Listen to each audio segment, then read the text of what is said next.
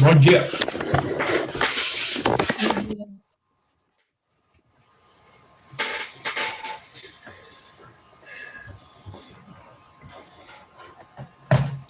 Bem, pessoal, eu já comecei ali a fazer a leitura, né, da primeira atividade de avaliação, que foi o trabalho sobre o sistema de equações, com 4 equações e 4 incógnitas que eu coloquei para vocês resolverem, né, na semana passada.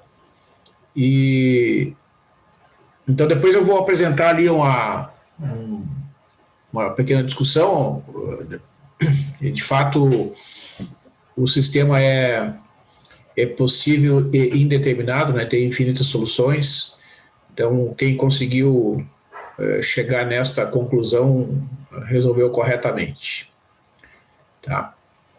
Então, essa primeira parte do curso, que era voltada à discussão e resolução de sistemas de equações pelo método de eliminação de Gauss, está concluído, né? Essa etapa está concluída e a gente pode, então, iniciar o estudo de espaços vetoriais. Eu vou apresentar para vocês aqui uma introdução ao estudo de espaços vetoriais dentro do contexto dessa disciplina, que a gente dá mais atenção, então, aos espaços vetoriais que são o R2 e o R3, né?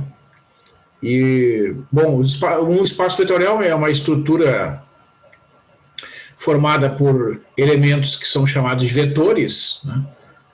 Para quem já está mais familiarizado com o R2 e o R3, né? Então, os vetores do plano, formados por 2 coordenadas, né? E os vetores do espaço, formados por 3 coordenadas. A gente pode imaginar que os elementos são aquelas flechinhas, né, que saem da origem do sistema de coordenadas e chegam na extremidade do vetor, que é o correspondente ao ponto cujas coordenadas são as coordenadas do vetor. E a gente tem, então, a cada vetor associado um sentido, uma direção e um comprimento, né, um módulo ou norma. E a gente pode, então, definir operações de soma de vetores e multiplicação por escalar. E a partir, então, destas operações, que satisfazem uma série de propriedades, né, a estrutura resultante é chamada de espaço vetorial, né? Então, a soma de vetores é comutativa, é associativa, tem o elemento neutro, que é o vetor nulo, né, na soma, um vetor formado só de zeros.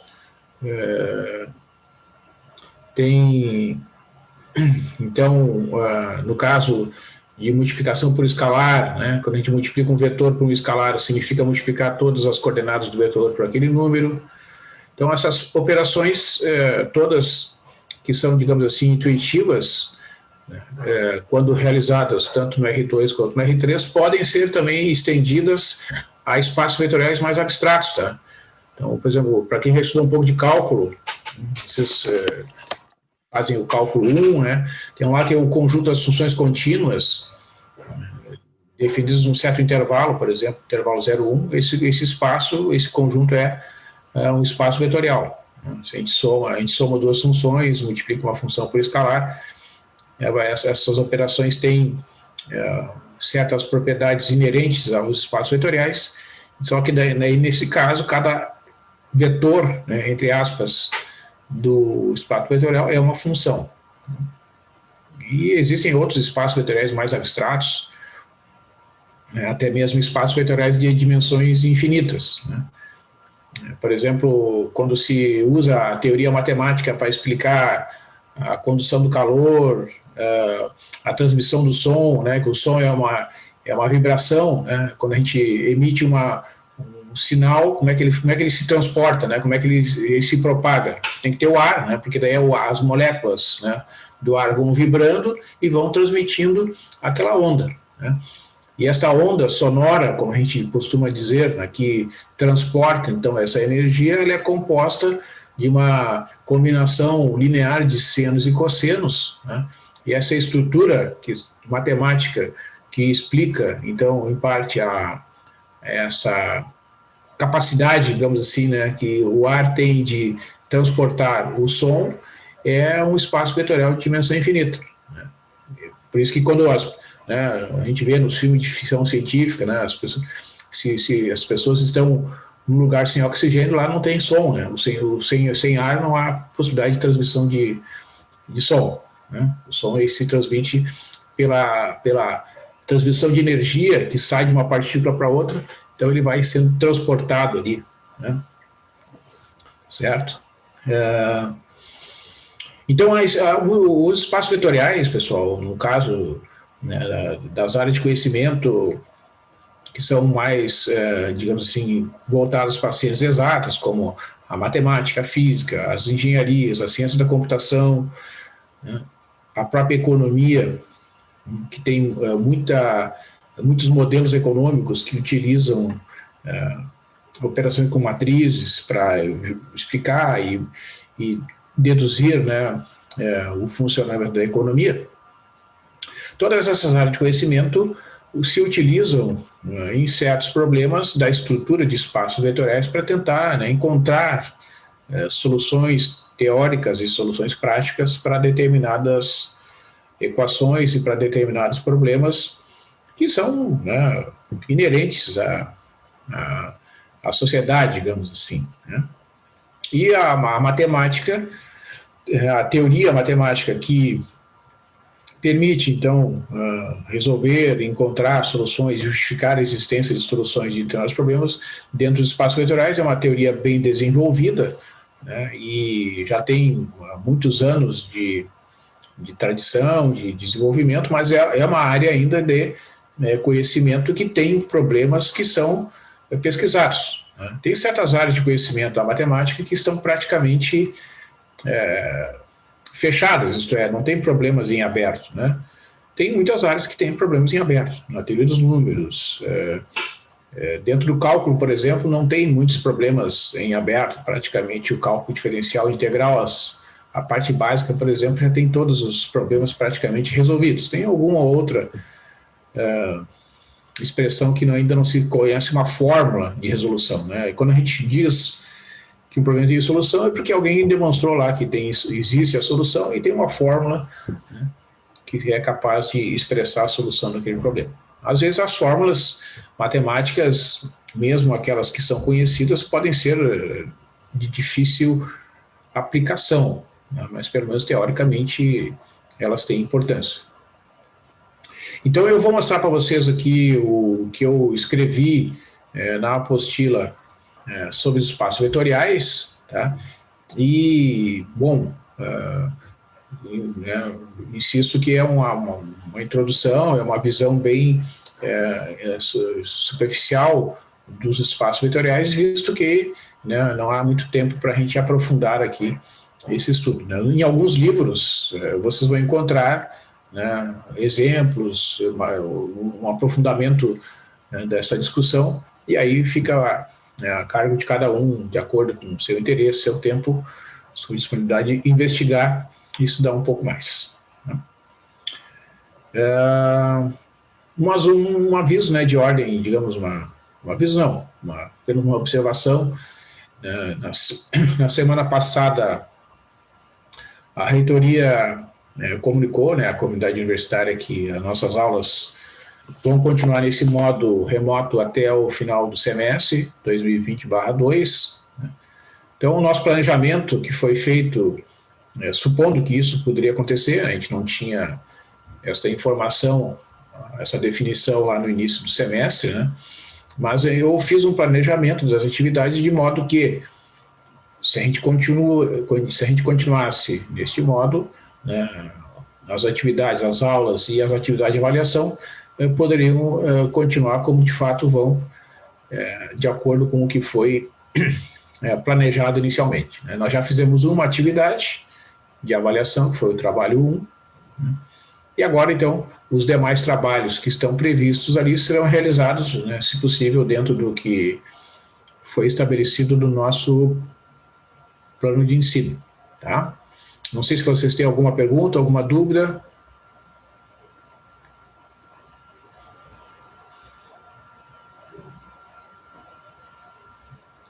Então tá, eu vou passar aqui para os espaços vetoriais.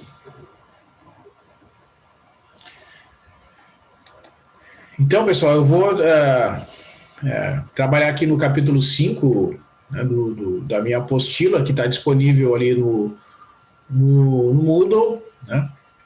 E então, nesse capítulo 5, eu falo sobre a noção intuitiva de espaço vetorial, como eu disse ali no texto, né, sem a formalização usual. Tá? Então, são vistos exemplos de espaços vetoriais do R2, do R3, que são mais simples e podem ser representados geometricamente. Né? O conceito de base é introduzido com exemplos de representação com o uso da base canônica e de outras bases do R2 e do R3. Então, eu vou minimizar aqui a imagem para ficar melhor.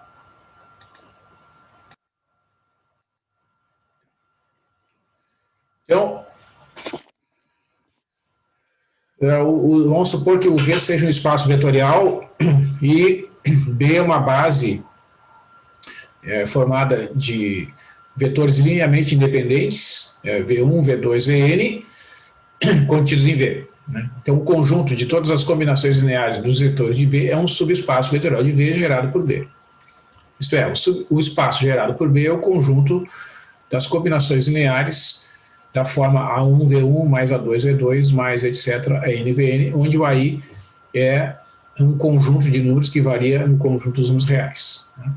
Então, fazendo todas as combinações lineares possíveis e imagináveis com os vetores V1, V2, Vn, né, do conjunto B, a gente tem o espaço gerado por estes vetores. Né? Esse conjunto, formado por essas combinações lineares, é um subespaço vetorial do V, que tem dimensão igual a N. Né? Então, um exemplo é o R2, e o conjunto B é o conjunto formado pelo vetor 1, 2, né? Que é o conjunto de todos os vetores múltiplos ou combinações lineares do vetor 1, 2, que é a reta que passa pela origem com a equação y igual a 2x. Essa reta é um subespaço vetorial do R2 de dimensão 1. Tá? No caso do R2, né, pessoal, que a gente costuma representar como o conjunto de vetores da forma xy no plano, né, que é um espaço vetorial de dimensão 2, gerado pela base canônica, que é formada pelo vetor 1, 0 e o vetor 0, 1, né? Nós temos 13 subespaços vetoriais possíveis. Né? O subespaço vetorial trivial, que é o conjunto vazio, o conjunto formado só pelo vetor nulo, o subespaço vetorial, que é todo R2, então esses são os subespaços vetoriais triviais. E as retas que passam pela origem, que tem dimensão 1. Tá? Então toda a reta do R2 que passa pela origem do R2 é um subespaço vetorial do R2 que tem dimensão igual a 1. Tá? Uma reta qualquer que não passe pela origem não é um subespaço vetorial do R2, e outras curvas, como funções dadas por funções quadráticas, polinômios, seno, cosseno, essas curvas não representam subespaços vetoriais do R2. Tá? No caso do R3, se eu pegar o conjunto formado pelo vetor 1, 0, 0 e o vetor 0, 1, 0, eu tenho dois vetores linearmente independentes aqui nesse conjunto, e então eles vão gerar o plano XY contido no R3. Então o conjunto de todos os vetores que são combinações lineares dos vetores 1, 0, 0 e 0, 1, 0 é um plano contido no R3, em que cada vetor tem a terceira coordenada nula, que é um subespaço vetorial do R3 de dimensão 2, como está representado aqui nessa figura. Bom, então o que é uma base, né, de um espaço vetorial V? É um conjunto de vetores de um espaço vetorial V, é chamado de base, se é linearmente independente e se gera o espaço vetor V. Gera o espaço vetorial V, desculpe. Isto é, todo vetor de V é uma combinação linear do conjunto de vetores V1, V2, Vn, e os vetores são linearmente independentes. Tá? Então, no caso do R2, né, existe uma regra bem simples para eu identificar que dois vetores são linearmente independentes. Né? No caso aqui, ó, a chamada base canônica do R2. Tá? Ó, o vetor 1, 0 e o vetor 0, 1. O vetor 1, 0 é o vetor que define, né, a direção, é um vetor unitário na direção do eixo horizontal, o eixo X, que geralmente a gente chama, né? E o vetor 0, 1 é o eixo, é o vetor unitário que dá a direção do vetor do eixo Y. Então esses dois vetores formam a chamada base canônica do R2. Né? E por que eles formam um conjunto linearmente independente? Vejam, ó, se eu calcular aqui o determinante formado por esses dois vetores, ó, eu boto o vetor 1, 0 aqui na primeira coluna e o vetor 0, 1 na segunda coluna. Esse determinante é igual a 1. 1 vezes 1 é 1, 0 menos 0, 0 vezes 0 é 0, subtrai dá 1. Okay? Então, como esse determinante é diferente de 0, esse conjunto é linearmente independente, né? E gera o R2, porque todo vetor XY do R2 é uma combinação linear desses vetores. Ó. O vetor XY é x vezes 1, 0, mais y vezes o vetor 0, 1. Né? Então, vejo que todo vetor do plano XY é uma combinação, né, desses dois vetores aqui. Ó, tá? Se a gente fizer uma analogia, por exemplo, no sistema RGB, né, que é o sistema que gera as cores lá é um dos sistemas usados na representação matemática, né, das cores aqui dos monitores, dos computadores, da TV, etc., dos dispositivos eletrônicos que as pessoas usam para ver, né, os seus vídeos. Então, as cores são combinações no sistema RGB do verde, né, do vermelho e do azul, red, green, blue, né, vermelho, verde e azul. Certo? Então, fazendo combinações lineares dessas três cores, que seriam a base, né, do espaço vetorial das cores, a gente obtém qualquer cor que a gente enxerga ali no monitor. No caso aqui dos vetores R2, do plano XY, todo vetor é uma combinação desses dois aqui. Ó. Por exemplo, o vetor 3, 4 é 3 vezes o vetor 1, 0, mais 4 vezes o vetor 0, 1. Né? Então, é por isso que essa base aqui é chamada de base canônica, certo? Porque... vejam, aqui, se eu vou pegar aqui outro arquivo aqui só para mostrar para vocês. Se eu pegar qualquer vetor do R2,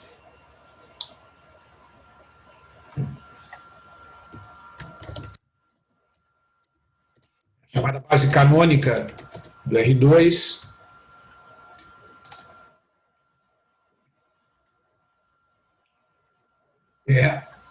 então,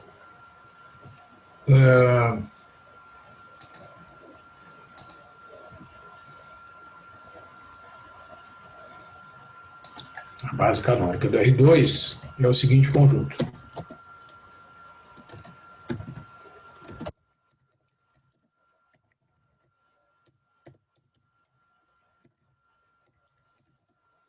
Vou chamar de P, por motivos óbvios. É o conjunto formado pelo 1, 0 e o 0, 1.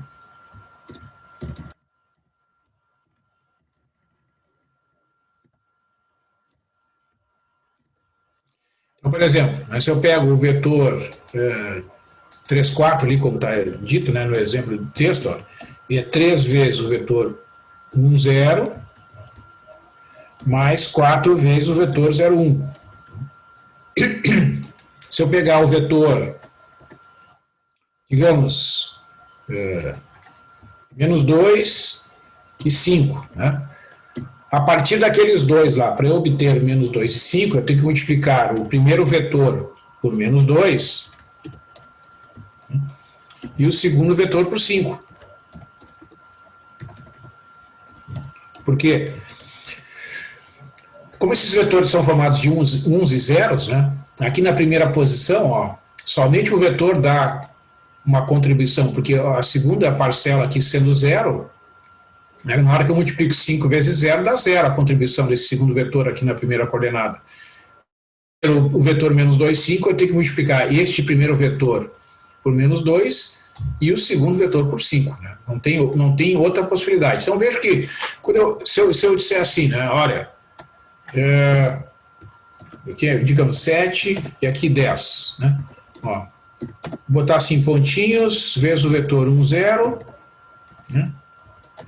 Mais pontinhos, vezes o vetor 0, 1. Né? Ora, quais são os números, né, que eu tenho que colocar aqui nestas posições para que a combinação linear resultante aqui do lado direito seja exatamente o vetor 7 e 10, né? Não tem que fazer nenhuma conta, nenhum esforço maior, né, pessoal? Basta substituir aqui esses pontinhos por 7, vou colocar aqui o 10 no lugar dos pontinhos que multiplicam o vetor 0, 1, pronto, esta combinação linear aqui, né, vai resultar no vetor 0, 1, porque se eu desenvolvo, né, se eu desenvolvo esta combinação linear, como é que eu faço? Né? Ó, multiplico o primeiro por 7, vai dar 7 e 0. Né? Multiplico o segundo por 10, vai dar 0 e 10. Né? 0 e 10. Aí, somando coordenada a coordenada, vai dar 7 e 10, que é exatamente o resultado que a gente quer ali, né, obter.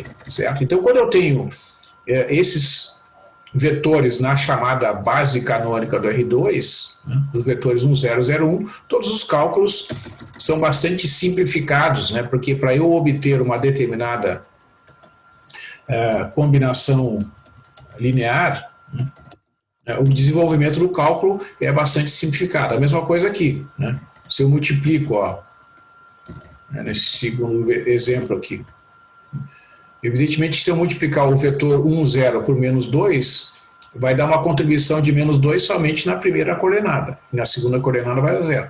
E aqui é o contrário, né? Na primeira coordenada vai dar 0 e na segunda vai dar 5. Então, na hora que eu somar, vai dar o vetor menos 2, 5. Né?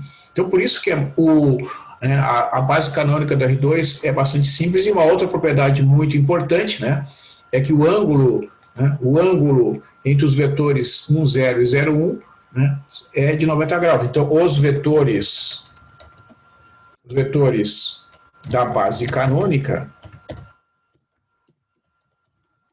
são vetores ortogonais. Certo? Vetores ortogonais. Isto é,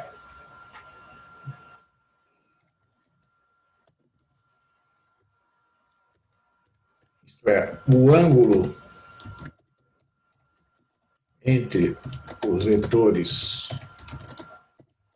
do conjunto B é igual a 90 graus. Então, por isso que a base canônica ela é bastante utilizada, porque quando a gente trabalha com vetores ortogonais, isso a gente vê na nossa vida, né, no dia a dia, né, pessoal, que a construção civil, por exemplo, né, as paredes são ortogonais. Né? Então, uma solução ortogonal ela é muito econômica. Né?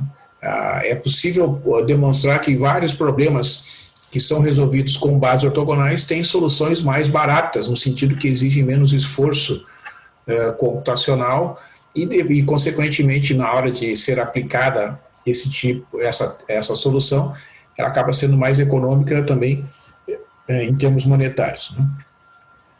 Porque ela gasta menos energia, né, para ser colocada em prática. Né? Então, um segundo exemplo de base que a gente encontra que já não é tão simples, né, a sua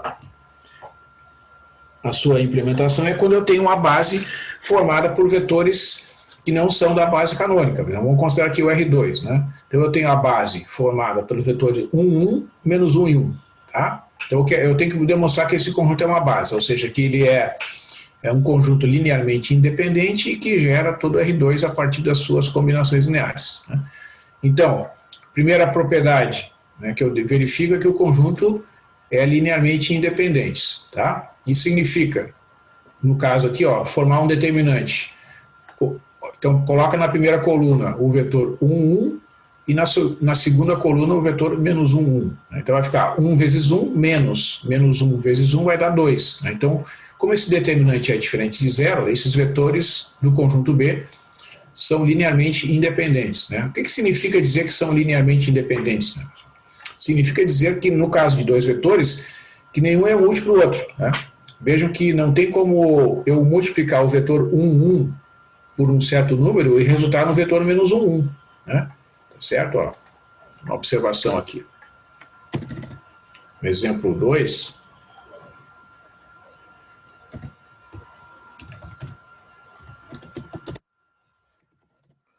vou pegar esse conjunto aqui então.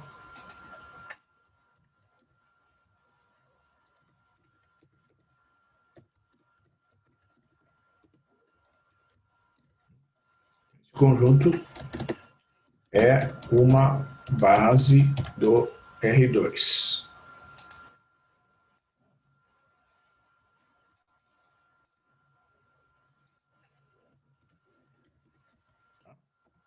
Então, os vetores são linearmente independentes.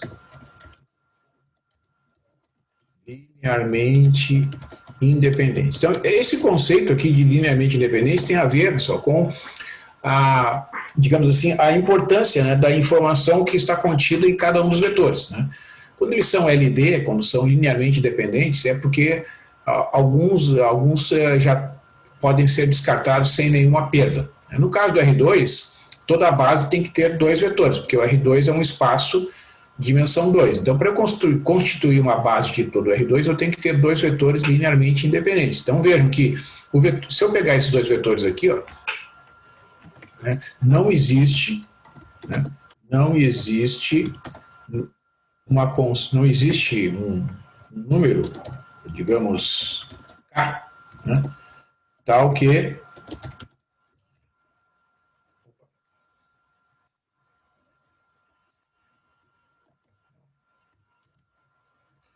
este vetor seja igual a um múltiplo desse. Porque, de fato, ó, vejam que se eu desenvolver aquela igualdade ali, eu tenho que o vetor 1, 1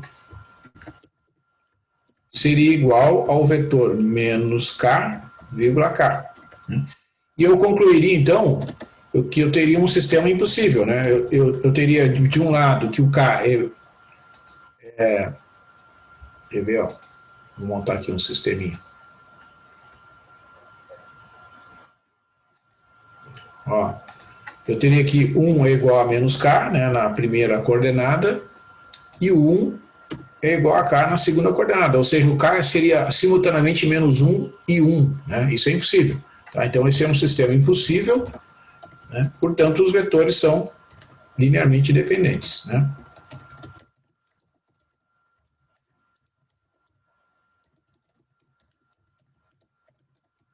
Então, isso quer dizer que esses vetores aqui, ó, vão gerar todo R2. Tá? Isso quer, bom, o que isso quer dizer? Se eu pegar um vetor XY qualquer,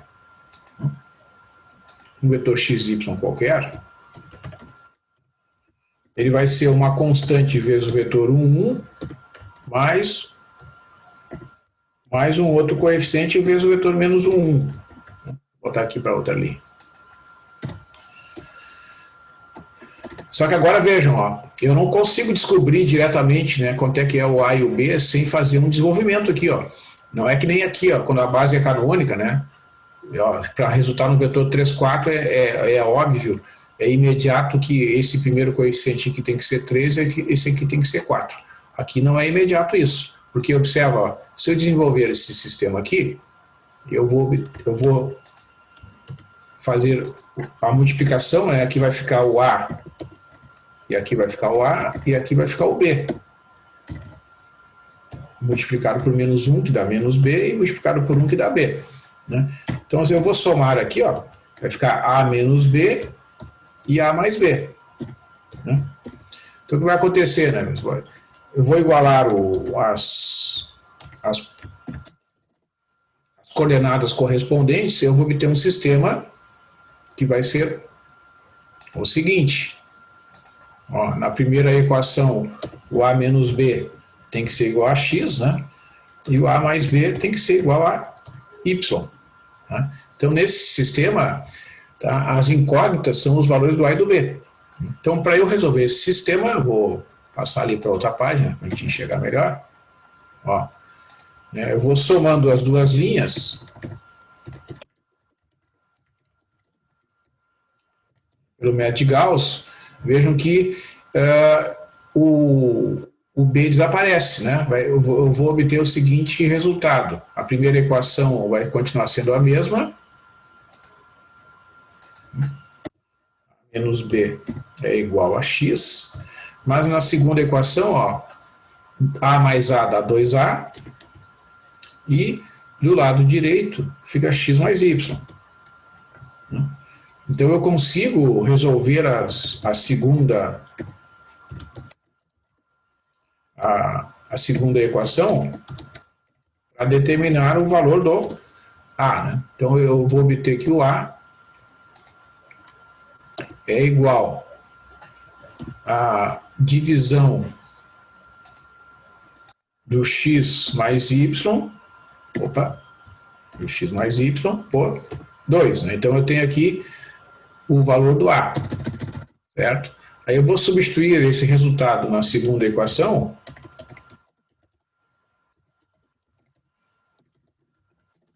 O que eu vou obter, né? Na primeira equação, vou copiar aqui, ó. Primeira equação. Então, vou ter aqui, ó, no lugar do A, vou escrever essa fórmula aqui. Eu quero descobrir o B. Desenvolvo aqui esta equação, vai ficar... eu vou fazer o seguinte, né? Eu vou somar o B lá do outro lado, então vai ficar B igual a x mais y sobre 2, mais y sobre 2, menos x, né? Então, tiro o mínimo múltiplo comum, que é 2 aqui destas duas equações. O mínimo múltiplo comum é 2. Vai ficar x mais y menos 2x, né? Ou seja, vai dar menos x, vai dar uma fração aqui. Vou botar aqui o símbolo da fração. X menos 2x dá menos x, mais y dividido por 2. Então eu tenho que esta combinação aqui,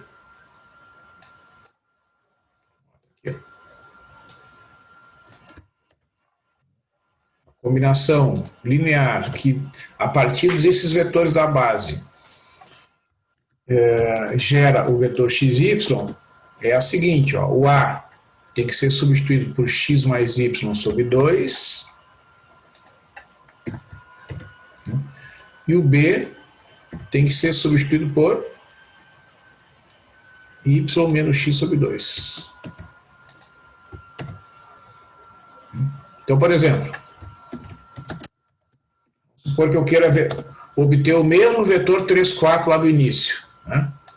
Ó, se eu quiser que o vetor resultante seja o 3, 4. Nós temos aqui neste exemplo, né, que o x é 3 e o y é 4. Então vai ficar, vamos fazer aqui a substituição, vai ficar 3 mais 4 sobre 2 vezes o vetor 1, 1, mais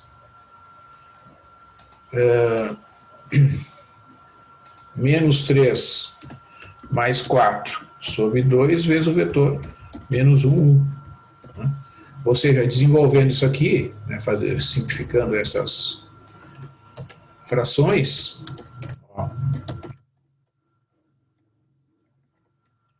nós vamos ter aqui, ó, isso aqui é 7,5, né? E aqui é menos 1, é 1,5. Certo? Então, nesta base, né, nesta base aqui, as coordenadas deste vetor são 7,5 e 1,5, né? Para eu conseguir, digamos assim, né, a partir desses dois vetores, para que o resultante, o vetor final, seja o vetor 3, 4, eu preciso multiplicar o primeiro vetor da base por 7,5, que ele vai aumentar o comprimento em 3,5, né? Então o vetor aqui vai se transformar no vetor 3,5, 3,5, certo? E este vetor aqui vai ser transformado no vetor menos 1,5, 1,5. Na hora que eu somar os dois, vai dar o vetor 3, 4. Ó, vejam que se eu desenvolvo, né, ó, Está fazendo aqui passo a passo, evidentemente que isso aqui está certo, mas é para a gente entender o que está sendo feito, né? Ó, vejam que quando eu multiplico, né, o primeiro vetor por 7,5, significa o resultado é 7,5, 7,5. Né? Quando eu multiplico o segundo vetor por 1,5, o resultado é menos 1,5 e 1,5. Né? Então veja, quando eu somo, né, 7,5 menos 1,5, vamos fazer aqui, ó. Na primeira posição, 7,5 menos 1,5. E na segunda posição, 7,5 mais 1,5. Né? Ó, vai dar 7 menos 1, 6, sobre 2 dá 3. Então vai dar o vetor 3. E na segunda posição, 7 mais 1, 8, dividido por 2 dá 4, que é o vetor 3, 4, que realmente tem que dar. Então, realmente a combinação linear, né, desses dois vetores da base aqui, que neste caso não é a base canônica, é 7,5 e 1,5. Então a gente representa dizendo assim, ó, que o vetor, quer ver, ó, o vetor 3, 4 na base B, ó, vetor 3, 4 esta base é igual ao vetor 7,5, 1,5. Certo? Essas são as coordenadas deste vetor nesta nova base. Né? Então, como mudou a base, né, os coeficientes que eu utilizo na combinação linear para representar este vetor, essa combinação linear tem coeficientes diferentes. Né? É como se tivesse mudado os ingredientes da receita, então tem que mudar as quantidades. Né? Vamos pegar um outro exemplo. Ó. Vou pegar aqui o vetor, vamos chamar aqui de V. Vou pegar um vetor aqui. Pegamos o vetor 10, 20, né? Certo? Digamos, eu quero saber, né, como expressar o vetor V na base B, né? Como calcular isto aqui, ó. Vetor V na base B, certo?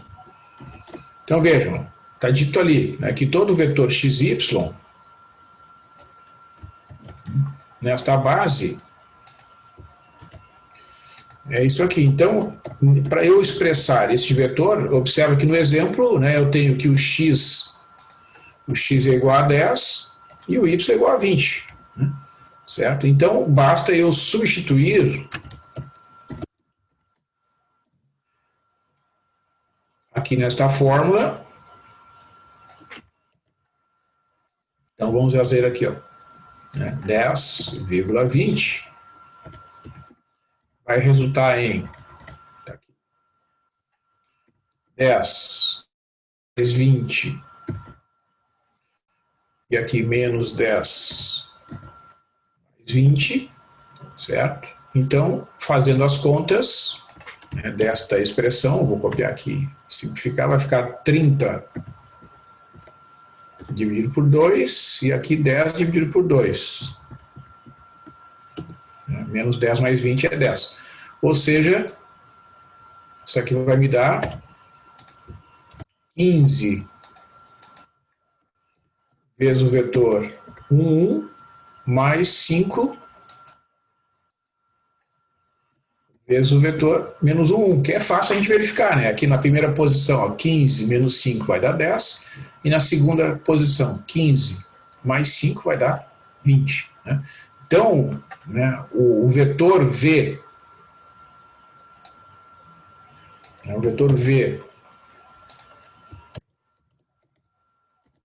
nesta base é o vetor 15,5. Né? É o vetor que resulta desta combinação linear aqui. 15 vezes o vetor 1, 1, mais 15 vezes o vetor menos 1, 1. Né?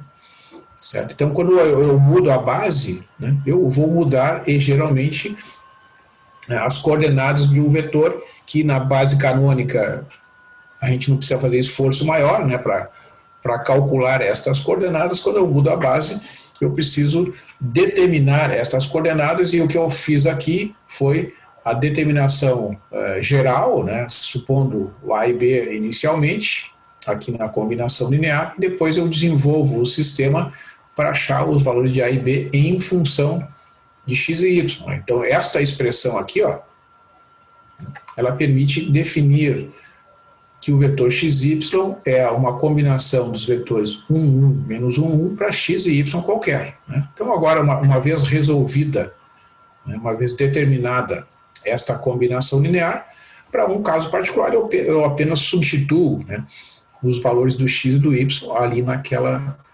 combinação. Tá? Então, a diferença é essa, né? Quando eu tenho a base canônica, eu não preciso fazer esforço algum, né, na definição da combinação linear. Quando a base não é a canônica, eu tenho que fazer o desenvolvimento desse sistema de equações. Então aqui, né, eu mostrei, inclusive, um exemplo, né, pegando o vetor 1, 5 como sendo combinação linear dos vetores 1, 1 e menos 1 e 1. Né, então, as coordenadas desse vetor nesta base são 3 e 2, né? Então, nessa base canônica, o vetor 1, 5 é o vetor 1 e 5, e na base formada por 1 e menos 1 é o vetor 3, 2, que está mostrado aqui, ó. Multiplica o primeiro vetor por 3, está aqui o vetor 1, 1, né? Aí multiplica ele por 3, dá o vetor 3,3. Multiplica o vetor menos 1, 1 por 2, dá o vetor menos 2,2. Quando eu somar os dois pela regra do paralelogramo, vai dar exatamente o vetor 1, 5. Tá?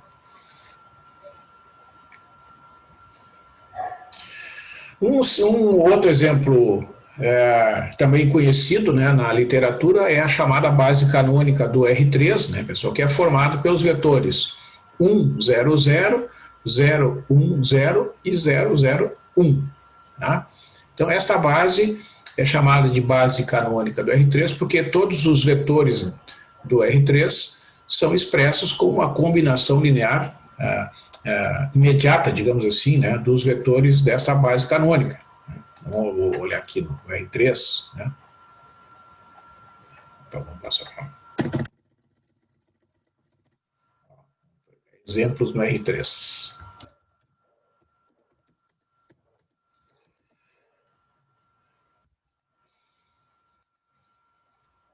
Então, o R3 é um modelo matemático que corresponde a essa ideia, né, do nosso dia a dia, né, que o nosso espaço onde a gente se desloca é um espaço tridimensional, tá certo?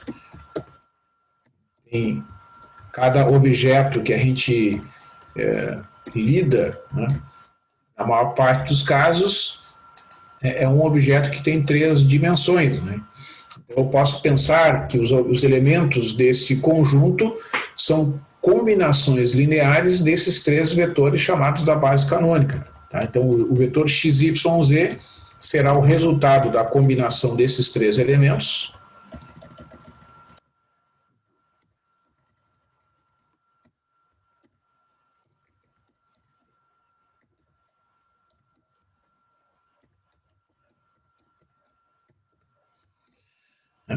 Então, por exemplo, se eu pegar um vetor qualquer aqui, né? Vamos pegar, imaginar um vetor, sei lá, vetor 3, 4, 5.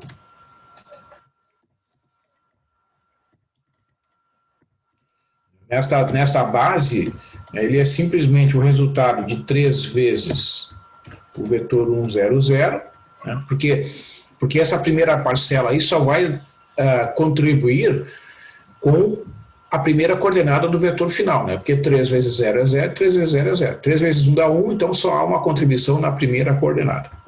Essa parcela aqui, a segunda que aparece aqui nesse desenvolvimento, né, só irá contribuir com uma parcela na segunda coordenada. 4 vezes 1 é igual a 4, ali na segunda posição do vetor, e 4 vezes 0 na primeira e 4 vezes 0 na terceira posições são iguais a 0. Então, essas multiplicações que são iguais a 0 na primeira e na terceira posição não vão contribuir para o resultado final. E, finalmente, né, ao multiplicar o vetor 0, 0, 1 por 5, haverá uma contribuição de 5 ali na terceira coordenada e nas demais posições as parcelas são iguais a zero. Portanto, a combinação linear resultante desses três vetores será o vetor 3, 4, 5. Né? Então vejam que se eu pegar um vetor qualquer, né, eu vou colocar números positivos aqui para facilitar aqui a raciocínio. Né?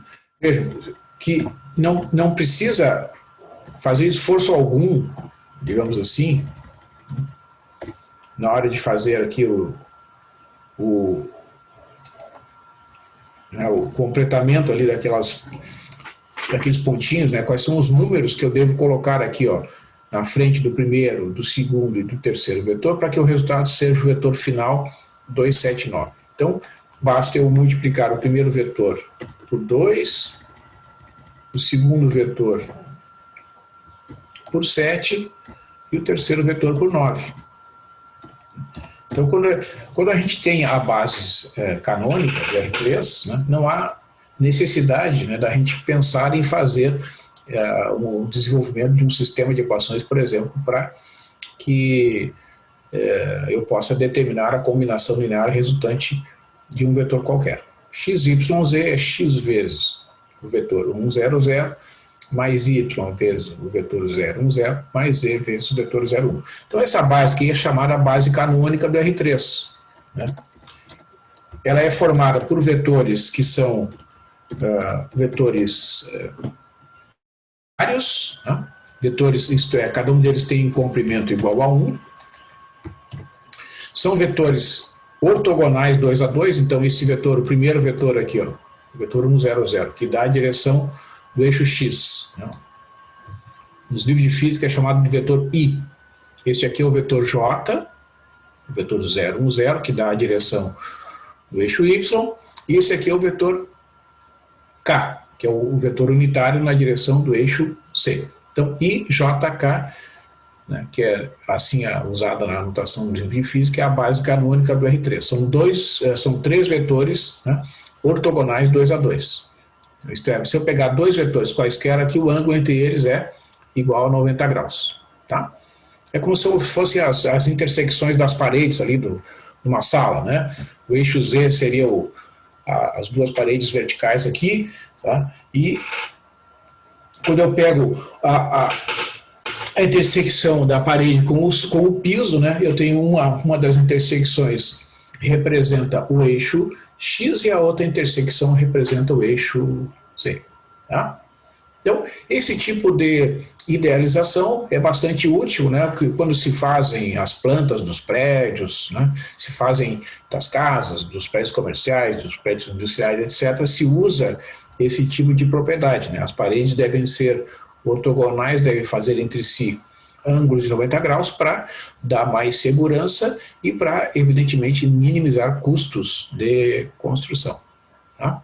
Então, a ortogonalidade, o fato do ângulo ser igual a 90 graus, é uma propriedade muito importante que é utilizada no nosso dia a dia. Tá?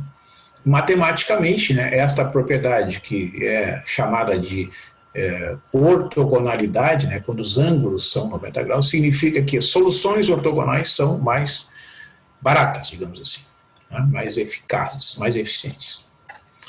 Então esse conjunto é linearmente independente, porque o determinante formado por esses três vetores, o vetor 1, 0, 0 na primeira coluna, 0, 1, 0 na segunda coluna, 0, 0, 1 na terceira coluna é igual a 1. Tá? E todo vetor x, y, z do R3 é uma combinação linear desses três vetores, como nós mostramos ali. Mas nem todo o conjunto, nem toda a base do R3 necessariamente é a base canônica. Né? Existem certas bases do R3 que são bases diferentes da base canônica. Por exemplo, no exemplo 6 aqui do texto, né, da apostila, nós temos aqui, ó, um exemplo de uma base do R3 que não é a base canônica, por exemplo, formada pelos vetores 0, 2 e 0, 3, 0 e 3, menos 4, 0 e 4. E por que isso é importante, né, pessoal? Porque às vezes, dependendo do contexto do problema, pode ser interessante fazer o que a gente chama de mudança de base. Né?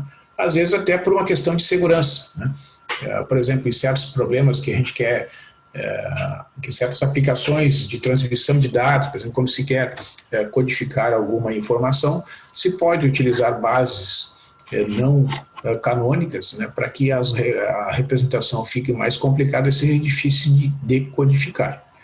Hoje não é, digamos assim, a técnica mais utilizada na criptografia. A criptografia hoje é baseada em operações com números primos muito grandes, mas, enfim, já teve suas aplicações aí, as operações com bases não ortogonais e não canônicas.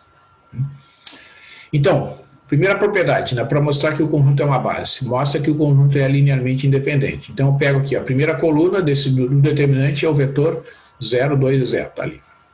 A segunda coluna, 3, 0 e 3. E a terceira coluna, menos 4, 0 e 4.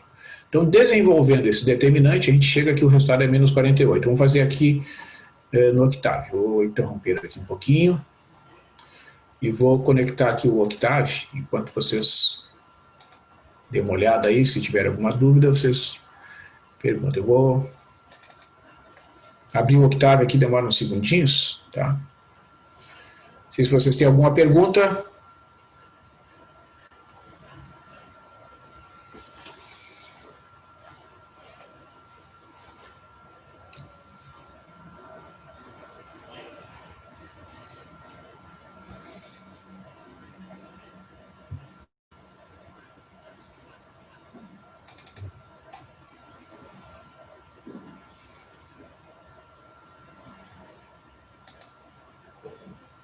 Ó, então vamos lá.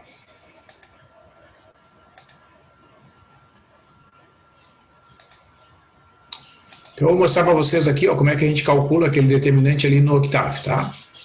Então, o determinante é formado por 0, 2 e 0 na primeira coluna. Vamos chamar essa matriz aqui de A. Vou botar aqui.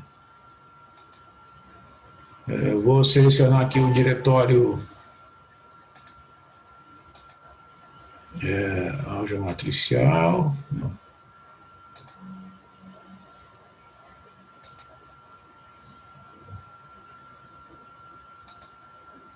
Vou escolher aqui o diretório.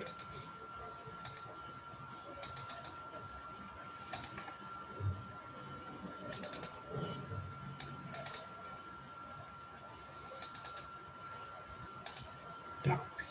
Então, eu entro lá com a matriz, né? Primeira linha é 0, 3, menos 4. 0. Vamos botar um diário aqui. 22 de setembro.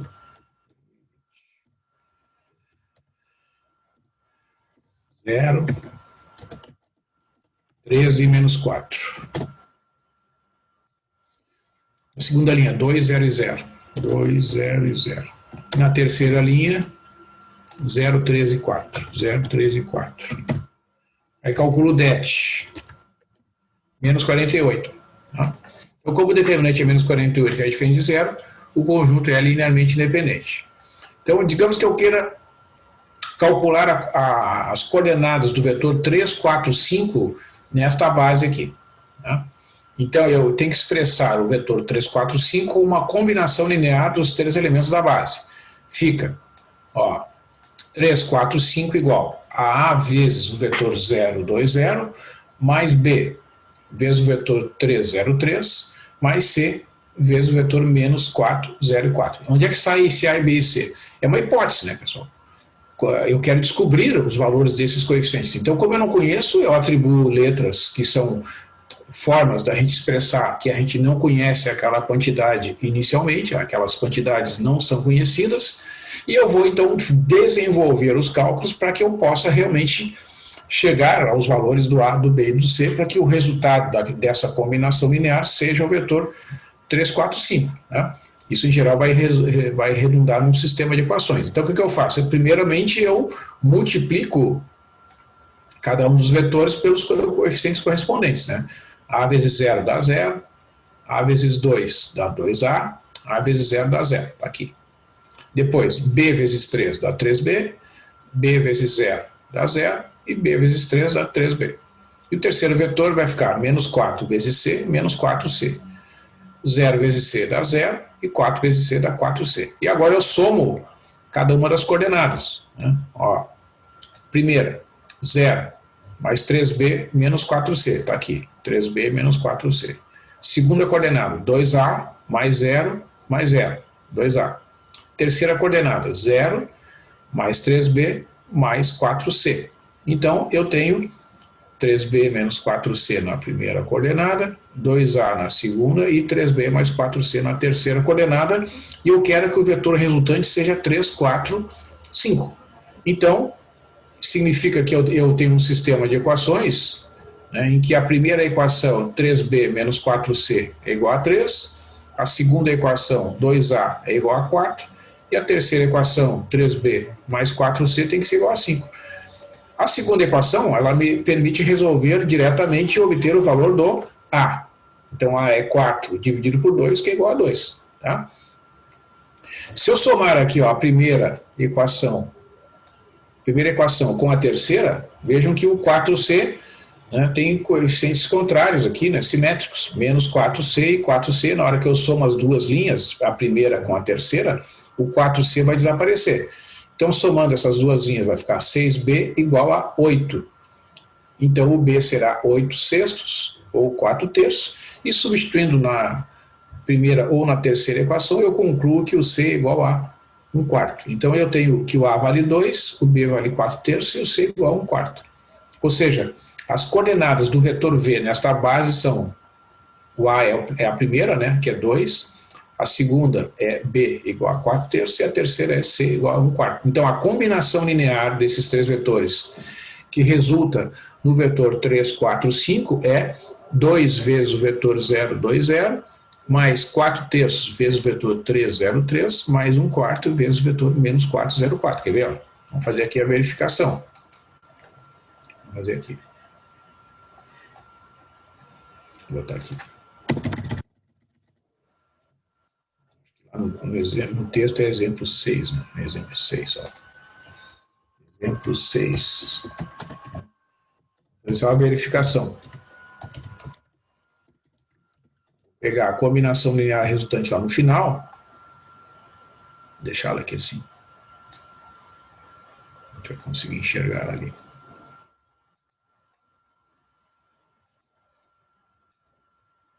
Vou pegar aqui, ó. 2 vezes o vetor 0, 2, 0. Mais 4 terços vezes o vetor 0, 3, 0, 3. Mais 1 quarto vezes o vetor menos 4, 0, 4. Vejam, ó, isso aqui vai dar. Vou deixar um igual aqui. Vamos colocar na outra linha para ficar mais confortável aqui. Ó. Olha só, quando a gente multiplica, né, vai ficar aqui a primeira multiplicação, 2 vezes 0 dá 0, 2 vezes 2 dá 4, 2 vezes 0 dá 0. Né? Mais, agora eu vou multiplicar aqui, ó, 4 terços vezes 3 vai dar 4. 4 terços vezes 0 dá 0, e 4 terços vezes 3 dá 4. Mais, agora eu vou multiplicar 1 quarto vezes menos 4, aqui na primeira coordenada dá menos 1. 1 quarto vezes 0 dá 0. E 1 quarto vezes 4 também dá 1. Né? E agora eu vou somar aqui, ó. Vou somar essas quantidades. Então o resultado será, vamos fazer aqui passo a passo. Ó. Primeira coordenada, 0 mais 4 menos 1. Segunda coordenada, 4 mais 0 mais 0. Terceira coordenada, 0 mais 4 mais 1. Ó, vejam que vai dar o vetor 4 menos 1 é 3, 4 mais 0 é 4, e 4 mais 1 dá 5, que é exatamente o vetor que tem que resultar, né? Certo? Então, de fato, né, a expressão, a combinação linear desses três vetores que foi apresentada ali resulta no vetor 3, 4, 5. Né? Ou seja, realmente, né, aquela é a combinação linear desejada, né, que expressa este vetor como os elementos daquela base. Certo, pessoal? Então é isso. Não sei se vocês têm alguma pergunta.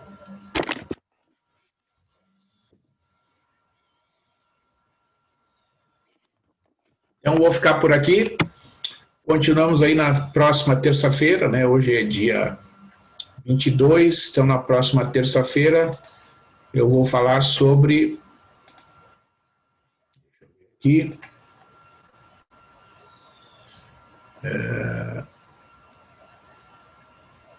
vetores LI, LD e bases, tá? Então é isso.